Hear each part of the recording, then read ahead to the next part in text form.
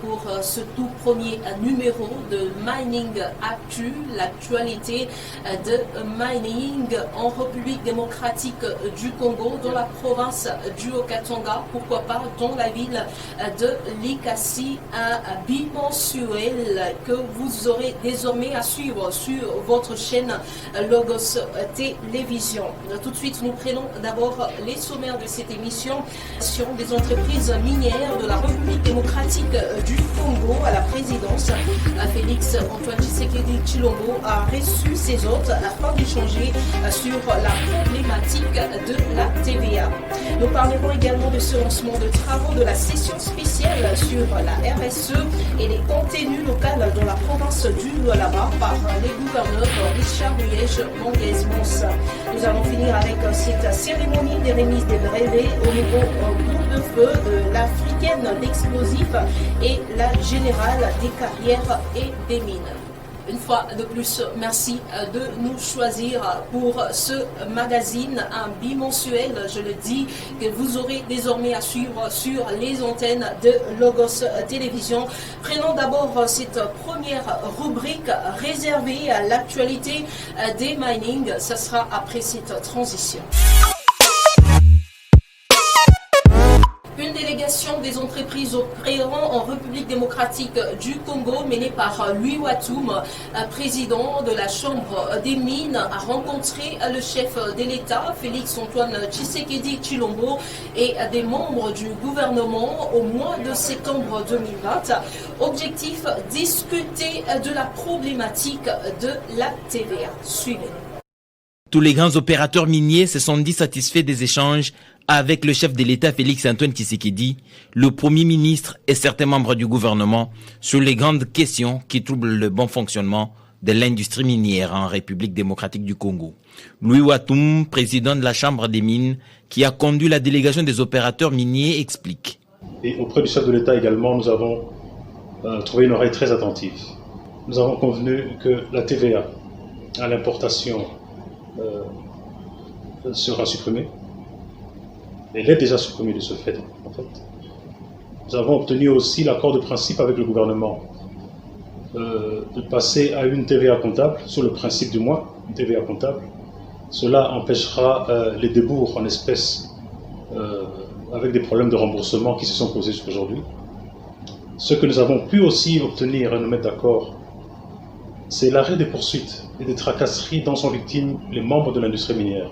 Nous avons également obtenu de créer une structure de consultation entre la commission ECOFIN et la Chambre des mines pour pouvoir discuter de tous ces sujets qui fâchent. Donc dans l'ensemble, nous avons pu faire des grandes avancées. Il y a encore du pain sur la planche, il y a encore des sujets à discuter. Mais le plus important, c'est que nous avons créé ce cadre de dialogue. Mais je tiens aussi à rappeler à tous nos membres de l'industrie minière ce que j'ai dit au chef de l'État hier. Nous ne sommes pas un syndicat de crime. Nous n'allons pas cautionner ou défendre ceux de nos membres qui sont en marge de la loi. Nous devons être des entreprises citoyennes. Louis Watoum, président du conseil d'administration et directeur général de Kipushi Corporation SA, président du conseil d'administration des Kamoa Corp SA et président de la Chambre de mines de la République démocratique du Congo, a participé au courant du mois de septembre 2020 à l'émission télévisée Horizon Ressources naturelles. Il a dressé un état des lieux du secteur minier congolais. Suivez cet extrait choisi pour vous. Parce que lorsque nous regardons le comportement, la performance de la production minière au premier semestre 2020, nous sommes à mi-parcours. Ce sont ces projections qui nous disent que nous sommes en bonne position pour si pas égaler la performance de l'année passée, mais même la dépasser peut-être de 10% et un peu plus. Mais il y a quand même de la prudence ici, parce que les chocs négatifs que la pandémie à Covid apporte au monde aujourd'hui, c'est inédit, c'est jamais vu dans le monde. C'est pire que la crise de 2008. Et les vrais effets ne sont pas encore fortement ressentis. Et personne ne sait jusqu'où ça va aller. Même la soi-disant remontée de l'économie chinoise, tout ça est encore à un stade où on observe de savoir ce qui va se passer. Et il y a énormément de facteurs aujourd'hui. Il n'y a pas que l'économie chinoise vers laquelle on regarde, mais il y a la géopolitique internationale. Il y a la guerre économique entre la Chine et les États-Unis. Et puis tous ces pays révisionnistes tels que la Corée du Nord, la Chine, la Russie, l'Iran, qu'on appelle pays révisionnistes qui contestent l'hégémonie américaine aujourd'hui. C'est tout cela qui va influencer les tendances sur le niveau international de l'économie et tout ça aura des impacts sur nous. Donc, on doit quand même être un peu prudent sur nos prévisions. Les représentants de l'UNICEF étaient en visite de travail au cabinet du ministre national des Mines ce mois d'octobre 2020. Les hôtes de Willy Kitobo lui ont expliqué la volonté de membres de Global Battery Alliance de s'impliquer activement dans la lutte contre le travail des enfants dans les mines de cobalt artisanales en République démocratique du Congo. Et puis c'est notre circulaire à la bonne attention des titulaires de droits miniers d'exploitation ou d'autorisation d'exploitation des carrières permanentes sur les dépôts de leur rapport d'activité annuel.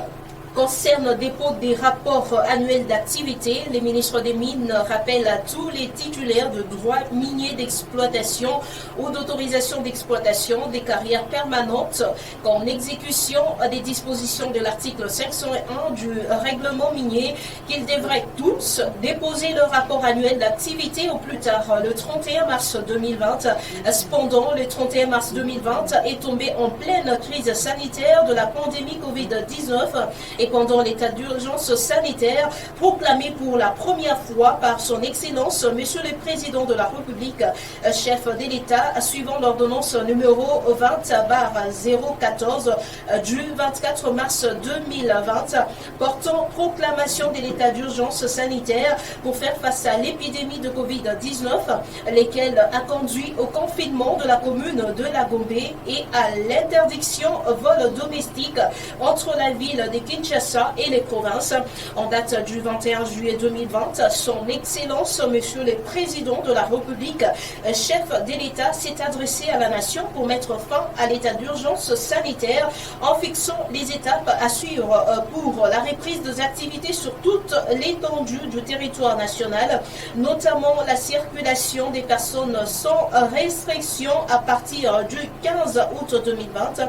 De ces faits, tenant compte de cette situation, laquelle avait paralysé les fonctionnements harmonieux et optimal de plusieurs entreprises minières, un délai supplémentaire vous est accordé jusqu'au 31 août 2020, sans pénalité pour les dépôts de vos rapports annuels d'activité 2019.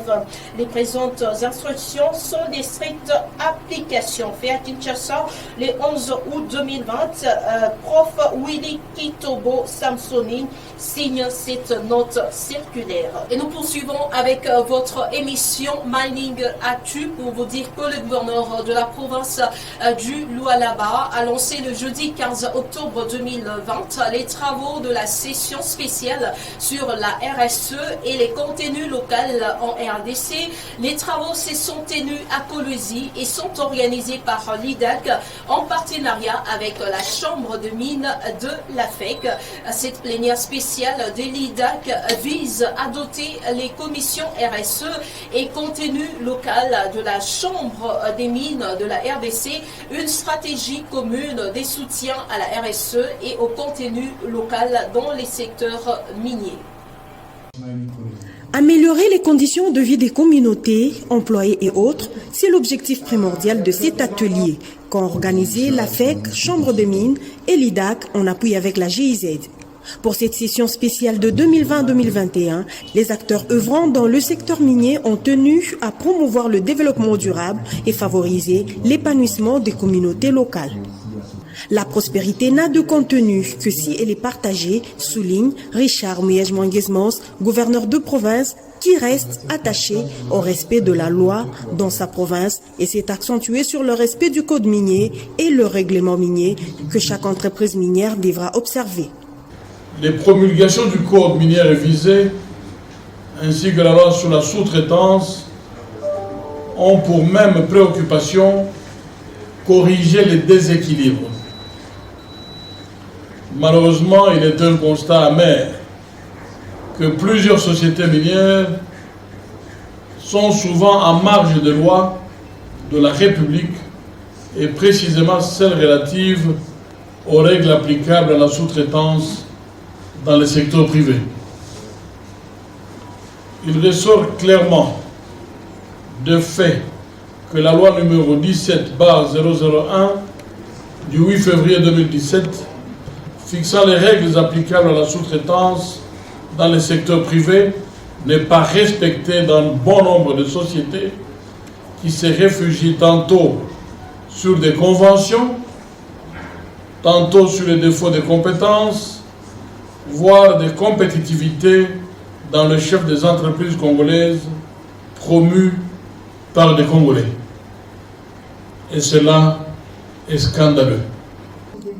Pour favoriser cet épanouissement, la mutualisation est l'une des stratégies qui permettra d'accélérer l'amélioration de conditions de vie de communautés environnantes.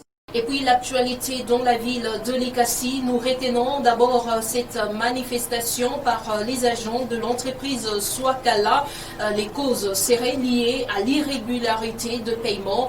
Toujours au cours de la même journée, il y a eu entretien entre les responsables de l'entreprise et l'inspecteur du travail. Après ces échanges, la situation est redevenue à la normale.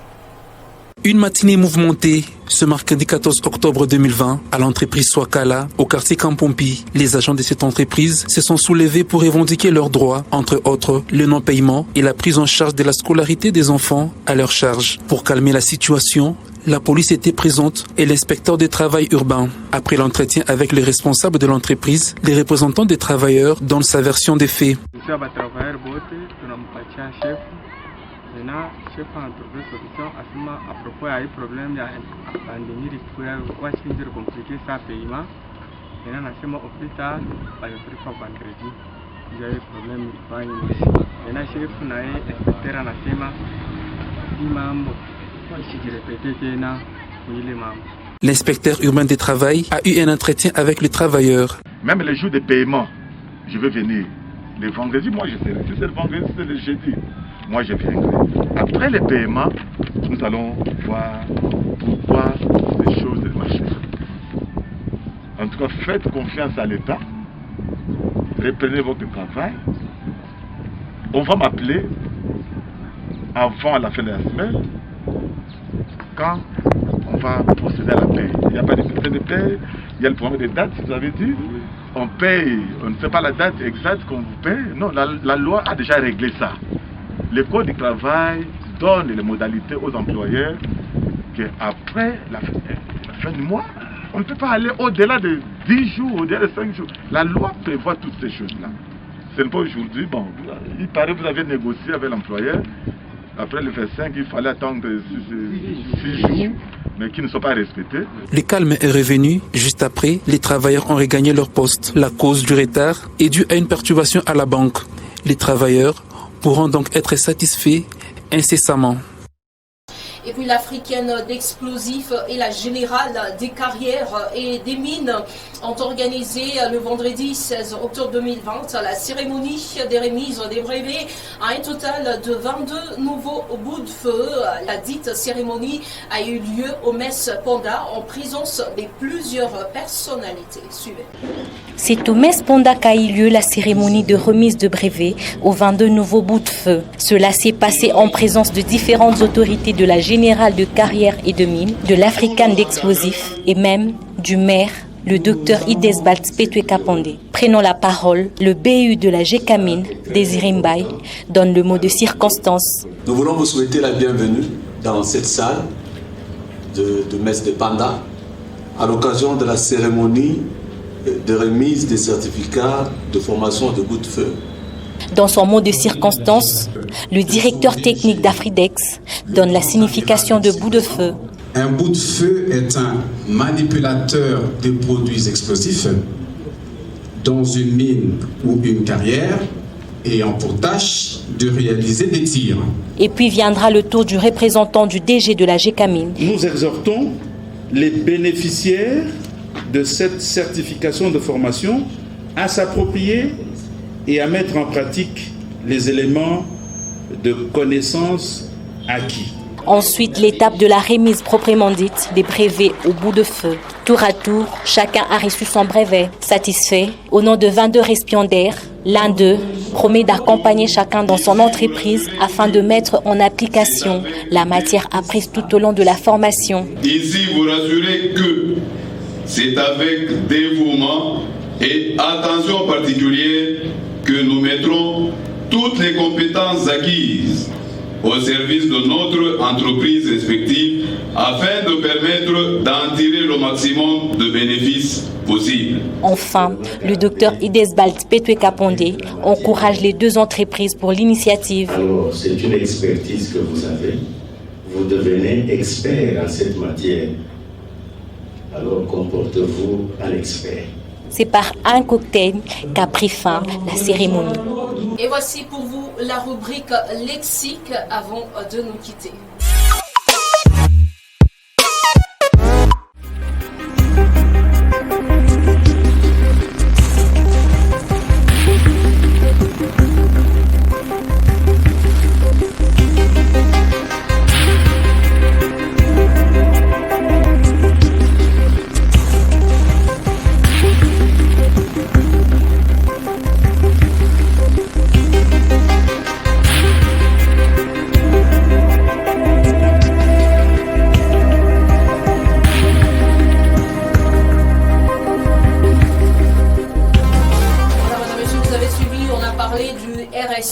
Et si vous ne savez pas c'est quoi RSE, on vous a donné dans cette rubrique la définition RSE qui signifie responsabilité sociétale et environnementale des entreprises minières. On a également donné la définition des IDAC qui signifie investissement durable au Katanga, et c'est un cadre tripartite, gouvernement congolais, minier et la société civile. Voilà, c'est la fin de ce bimensuel Mining Actu sur votre chaîne Logos Télévision. Mais bien avant de nous quitter, je vous rappelle les titres de cette émission. Nous avons parlé des sites de visite d'une délégation des entreprises minières de la République démocratique du Congo à la présidence. Félix Antoine Tshisekedi Tshilombo a reçu ses hôtes afin d'échanger sur la problématique de la TVA. Vous avez également suivi ce lancement de travaux de la session spéciale sur la RSE et les contenus locaux dans la province du Lualaba par le gouverneur Richard Mouyej-Monguez-Mons. Nous avons fini avec cette cérémonie des remises des brevets au nouveau bout de feu de l'Africaine d'explosifs et la générale des carrières et des mines. Merci à vous de nous avoir suivis. Rendez-vous le mois prochain pour un nouveau numéro de Mining